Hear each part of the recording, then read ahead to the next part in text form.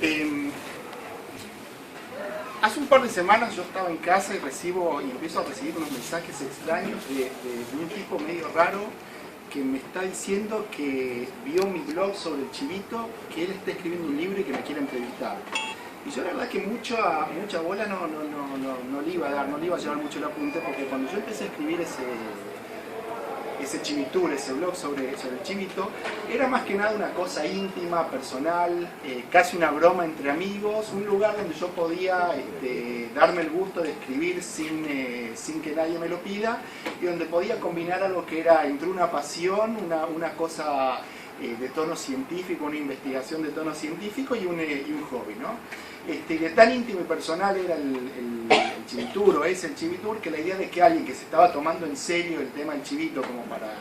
para escribir el libro pensase de que yo tenía algo para decir, la verdad que me pareció hasta bastante atrevida,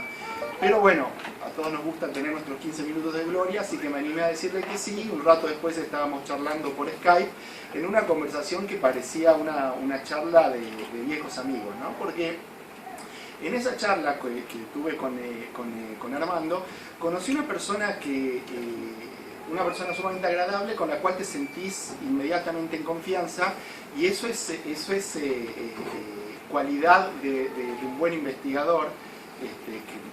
digamos, por profesión me toca reconocerlos, esa cosa de poder conversar con alguien que sabe sacarte información sin sentir que te está interrogando, ¿no? Y en esta conversación en la que íbamos charlando sobre este tema que nos apasiona a los dos, que es el chivito, fui descubriendo como mil casualidades que me conectan con él y que me conectan con el libro, y creo que es producto de estas casualidades que él pensó que que era una buena idea de que yo estuviese acá en la presentación del libro, y producto también de esas casualidades es que yo pensé que él por ahí tenía razón y quizás hoy tenía algo lindo para decir.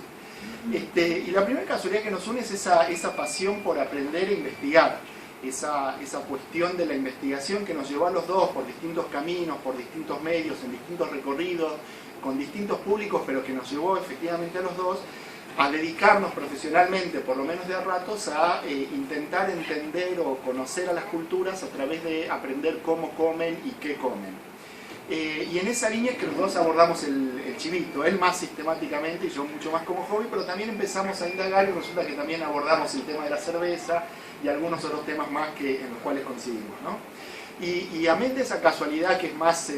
actual, nos une otra que es geográfica e histórica, porque allá por los años 80 Armando me confiesa que empieza su carrera como investigador periodístico trabajando para el diario El Tribuno de la ciudad de Salta, que es una ciudad en el norte de Argentina en la cual yo nací y viví los primeros 20 años de mi vida, y la verdad que es una casualidad gigantesca porque sé, digamos, después de 20 años de estar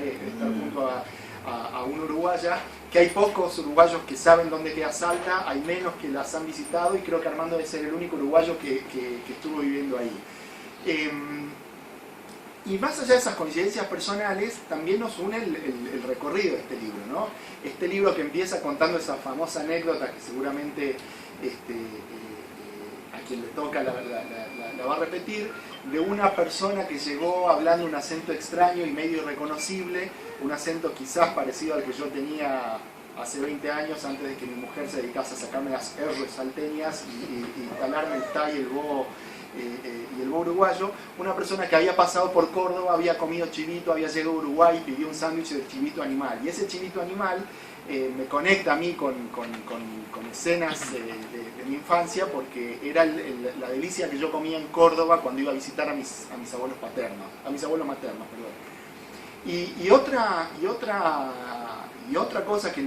conversando nos sigue uniendo es una anécdota que está muy bien retratada acá, de un uruguayo que vende chivitos a la uruguaya en Tel Aviv,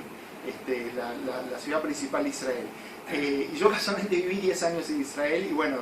se ve que no coincidimos en el tiempo no me tocó degustar estos chivitos, pero me acordaba que en esa época yo iba a Tel Aviv, donde había un argentino era el único argentino que hacía sándwich de miga, porque el pan de miga no se conoce en todo el mundo, y era el único argentino que hacía pan de miga en Tel Aviv y vendía sándwich de miga, y íbamos para allá. En lo que sí conozco de lo que está acá retratado es que ese chivitero uruguayo compra la carne en una carnicería que está en un pueblo árabe en la Galilea, porque hay ahí un carnicero árabe que sabe faenar los animales como se faenan acá, que se corta distinto la carne y se llama distinto la carne. Entonces es un lugar como de peregrinaje para todos los sudamericanos, que nos bancamos varios kilómetros. Yo personalmente hacía el recorrido desde Jerusalén y hasta el pueblo el pueblo de Tira, que son más o menos 2 horas y media de viaje, para encontrarme con un tipo al cual vos le pedías entrecot y costilla y sabía lo que darte, ¿no? Y es esa casualidad, esa magia que tiene Medio Oriente, donde un judío salteño que vive en Jerusalén se va hasta el poblado árabe de Tira a encontrarse con un carnicero cristiano que no habla español, pero que corta la carne como se corta en Uruguay y te vende el entrecot y el chivito, el entrecot y el chimichurri.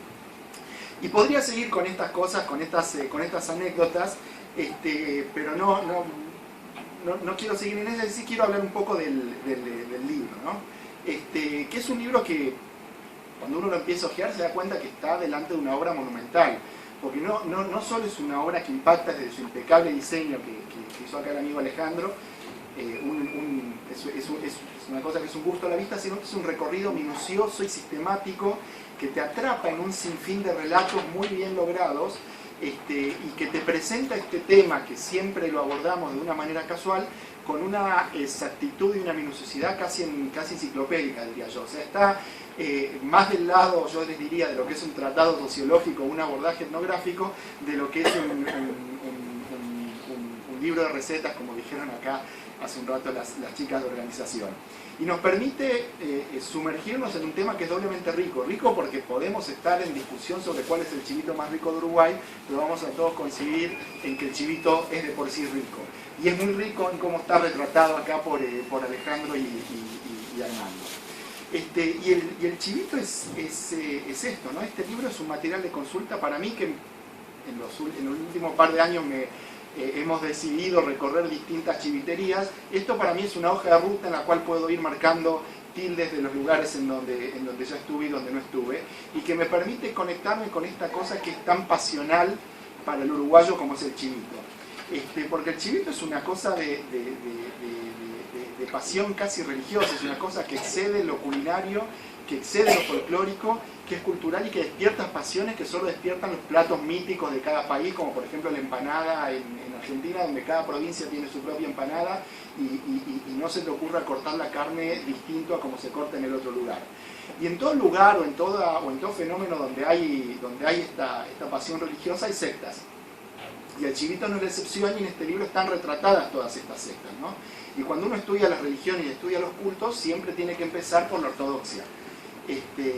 Y esos son los chivitos ortodoxos, por ejemplo, aquellos que se apegan a esa receta original y mantienen ese honor por la simpleza. Son esos chivitos donde se busca que cada ingrediente se sienta, pero que no se mezcle con los demás, que buscan que el sabor del lomo no se diluya en esa multiplicidad de gustos, y que aboga por esa cuestión de la medida justa y el armado prolijo. Y es ese chivito, por ejemplo, que encontramos en la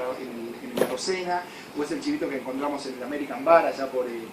Nueva Helvecia. Incluso podemos decir que es el chivito que uno puede degustar en los francesitos. Y después, cuando nos vamos un poco a la vereda del frente, donde está la ortodoxia, siempre está la manifestación popular, esa cosa más voluptuosa, y ahí es donde se llama la secta de los voluptuosos, que van por una actitud más carnavalesca, ¿no? Y en la actitud carnavalesca hay dos cosas que caracterizan la actitud carnavalesca, que es, está todo permitido, y esa cuestión del exceso. Y ahí es donde surgen esos chivitos de los cuales se dice que mientras más mejor. Y es ese chivito que da origen a la frase que si no te ensucia y no chorrea, el chivito no está rico. Y que quienes hemos estudiado los fenómenos gastronómicos de Uruguay, los fenómenos culinarios de Uruguay, sabemos que Uruguay es un país paradigmático en cuanto a consumo de whisky. Uno pregunta en Uruguay, así como el chivito que es rico tiene que chorrear y ensuciar, el whisky bien servido tiene que llorar. Y ahí es donde se junta esta cosa, ¿no? Y en el medio de estos dos, de la ortodoxia y los voluptuosos, están lo que yo llamo los chivitos estructuralistas, que son chivitos que más que una cuestión artística o una poesía culinaria, son una obra ingenieril, porque han rediseñado y redefinido el pan para asegurarse que no importa lo que pase, no importa lo que uno ponga, el chivito siempre va a mantener esa forma perfecta y nada va a salir de su lugar. Son chivitos, por ejemplo, que me recuerdan al falafel medio oriental que se sirve dentro del pan de pita, ese pan que no le suma volumen, no le suma gusto, pero sabe también contener a los ingredientes. Y esos son, por ejemplo, el chivito de Don Chicho, o era para mi gusto el chivito de Don Chicho, porque cambiaron el panadero y ahora tiene más miga y ya no es tan estructural el tema, o por ejemplo el de Gracia Italia. Y después por último tenemos los chivitos New Age, que son aquellos que se animan a innovar, que son aquellos que se paran realmente enfrente a la vereda de los ortodoxos. Son esos que dicen que esta fórmula clásica de lomo, jamón, mozzarella y panceta se ha quedado atrás en el tiempo y es prácticamente como ir a rezar en latín. Y entonces, para empezar, adoptan el pan bata, que podría ser a gusto de buen chivitero un sacrilegio, ese abandono de la tortuga, que yo también la llamo la opción pluralista, porque la tortuga, como es redonda, uno puede elegir por dónde empezar a comer, y el pan bata, al ser alargado, te obliga a empezar por uno de los extremos, ¿no? Y el pan bata tiene esta cosa casi estructuralista que te mantiene la forma del chivito, pero que aparte le agrega el sabor con la gran virtud de chuparte el jugo sin que se te desarme el sándwich. Y es, por ejemplo, el chivito de Casitano, que es el único lugar que hasta el día de hoy se ha animado a decirme que prepara el chivito con una cosa que no es lomo, y no lo hace para achicar costos o mejorar la rentabilidad, sino que es una declaración de principio, porque a gusto del chef de Casitano, el lomo, y esto para mí es real, su virtud está en la ternura, pero no en el sabor, es una carne más bien sosa, y entonces él, como una declaración de principio y para sumarle emoción al chivito, es que elige entrecot antes que lomo. O es el chivito de Tiki Taka, por ejemplo, que ofrece un menú que al principio marea, pero que cuando uno lo estudia con cariño se da cuenta que es un recorrido por el mundo, que te propone una combinación de sabores e ingredientes que tiene mucho gusto a viaje y cultura afuera. Y todas estas cosas es el chivito, ¿no? Un plato que es, porque digamos a mí que me ha tocado estudiar las costumbres culinarias de distintos países, entiendo de que siempre el plato define cómo es el país. Y ahí es donde uno puede decir que el chivito es como los uruguayos, ¿no? Está pensado para atraer desde su simpleza, es memorioso de sus raíces, pero es respetuoso de la diversidad e integrador de las diferencias. Tiene una generosidad totalmente acogedora y reconfortante, y siempre se plantea desde el lado de la calidad y la honestidad. Y bueno, yo voy a parar acá porque me está haciendo ruido la panza y se me abre la boca, y hay otras personas que también tienen cosas interesantes para decir, así que les agradezco a Armando y a Alejandro la invitación a estar acá, y bueno, los dejo con el resto de los compañeros del panel. ¿Bien?